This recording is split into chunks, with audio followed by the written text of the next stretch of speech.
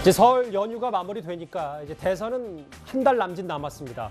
결국 중도층의 표심을 결정하는 최대 변수는 누가 뭐래도 TV 토론이 될 수밖에 없는데요. 내일 여야 4당 대선 후보들이 처음으로 토론에서 맞붙습니다. 저희가 역대 대선 토론회의 분수령이 된 장면들을 하나하나 모아봤습니다.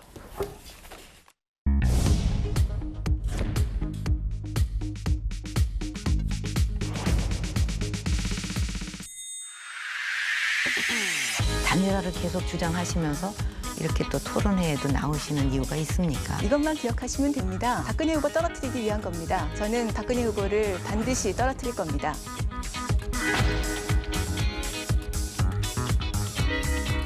북한이 주적입니까? 북한이 우리 주적입니까? 주적. 그런 주장은 대통령으로서는 할 일이 아니라고 생각합니다.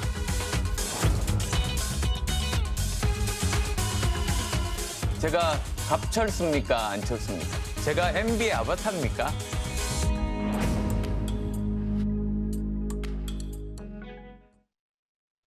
십 년 전, 5년 전 화면들을 저희가 한번 준비해 봤습니다. 여론조사부터 만나볼까요?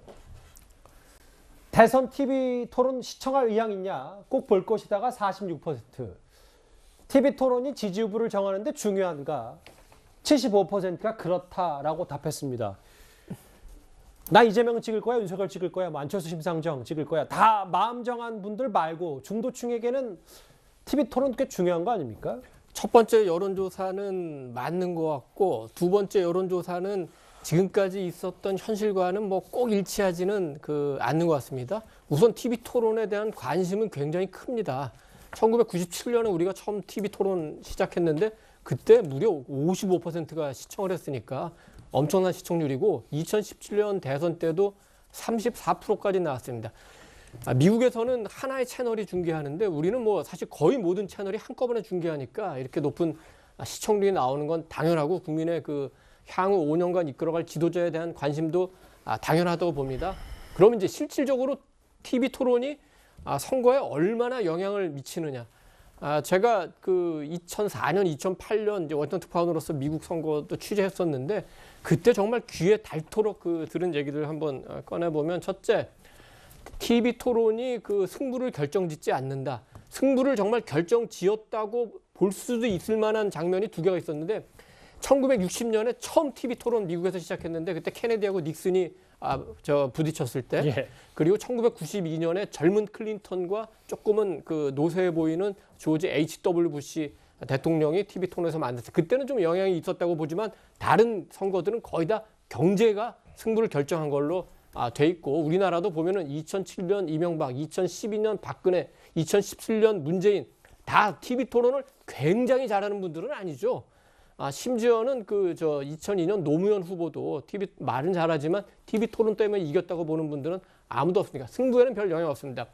둘째, 그러면 예. 토론했는데 누가 잘했다고 생각하냐? 대부분이 내가 지지하는 사람이 잘했다고 생각합니까? 예. 내가 지지하는 후보가 역시 토론을 잘한다 이렇게 생각하는 여론조사 결과가 굉장히 많고 예. 그러나 TV 토론에도 완전히 우열이 갈리는 경우가 있습니다. 미국 같은 경우는 2016년에 트럼프하고 힐러리가 처음 토론이 미국 역사상 가장 높은 TV 토론 시청률이었는데 예. 끝나자마자 CNN이 여론조사를 했어요. 누가 잘했냐?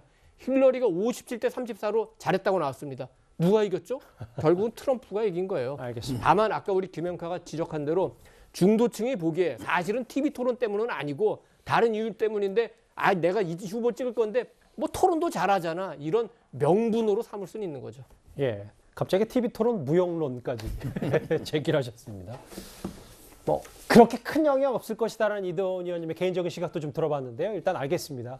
근데 내일 TV 토론은 꽤 관심이 많을 밖에 없습니다. 사실 앞서 이틀 전에 열릴 예정이던 양자 토론은 토론 규칙을 둘러싸고 무산이 됐죠. 양측의 신경전은 여전한데 윤석열 후보 어제 이런 얘기를 했습니다. 저는 작년부터 토론을 하자고 그러길래 이거는 이제 허세라고 봤고요. 물어볼 게 어디 한두 가지가 아니지 않습니까? 과감하게 그렇게 토론을 하자고 하길래 제가 받아들였더니 무슨 주제를 대장동은 10분만 하자라든지 또는 자료를 들고 오지 마라. 제가 본인이 결제한 서류 이런 거 다 가지고 가야 되지 않겠습니까? 그런 허세를 부릴 거면 아예 양자 토론 하자고 하질 말던가. 어제 저 양자 토론에 대해서 윤석열 후보가 직접 얘기를 했어요. 허세라는 애초에 이재명 후보의 허세였다 이렇게까지 언급을 했더라고요. 중앙선관위에서 주최하는 모든 토론회에는 자료 지참이 허용이 됩니다. 법적으로. 그리고 대한민국에 존재하는 모든 방송사의 토론 프로그램에 제가 안 나가본 곳이 없는데 자료 지참을 막은 곳은 단 한 곳도 없었습니다. 거짓말을 하고 말을 바꾸기 위해서는 자료가 필요 없죠. 내가 안 했다. 그런 말 한 적 없다. 사실과 다르다. 우기는 데는 자료가 필요하지 않습니다. 하지만 이 같은 거짓말을 논파하기 위해서는 객관적인 자료가 필요합니다. 국민들께 보여드리기 위해서 이 상대 후보가 과거 몇 월 몇 시에 이런 발언을 했다. 이런 언론 보도가 나왔다. 이런 결제 서류가 있더라. 이런 증언과 기록이 명백히 남아있다. 과거에 이런 말도 있죠. 선동을 위해서는 한 줄이면 충분하지만 그 선동을 해명하기 위해서는 정말 훨씬 더 많은 이야기들을 해야 된다고. 거짓과 진실 역시 마찬가지입니다. 진실 앞에서 국민들께 사실을 규명하는 데 두렵지 않다면 상대 후보가 어떤 자료를 들고 나오던 꺼릴 이유가 없습니다.